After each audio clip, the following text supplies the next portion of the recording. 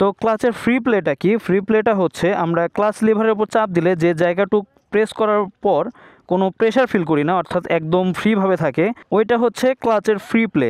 আর ক্লাচের free play যদি আপনি চেপে ধরে রাখেন তাহলে মূলত ক্লাচের ওপর কোনো প্রেশার প্রয়োগ হয় না আর ক্লাচের কোনো সমস্যা হয় না। কিন্তু ক্লাচের ফ্রি প্লেটা ধরার পরে যতটুক জায়গা ওর থেকে আরেকটু চাপ দিলে দেখবেন একটা চাপ অনুভব হইতেছে, অর্থাৎ ক্লাচ লিভারে প্রেস করলে আর একটু শক্তি লাগতেছে।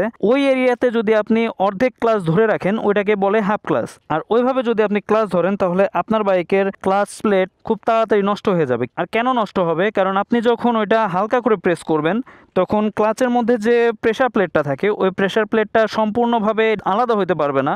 সেক্ষেত্রে অল্প একটু জায়গা ও আলাদা হতে পারবে, আর ওইটুক জায়গার মধ্যে আরও দুইটা প্লেট ঘুরবে।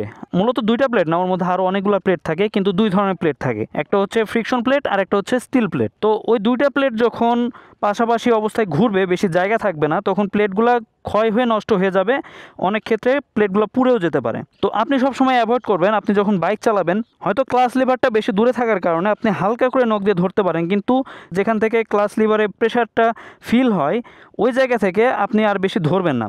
মূলত না ধরাটাই ভালো। আর যদি ধরেন সেক্ষেত্রে আপনার বাইকের ক্লাচ প্লেটটা আরও তাড়াতাড়ি নষ্ট হয়ে যাবে।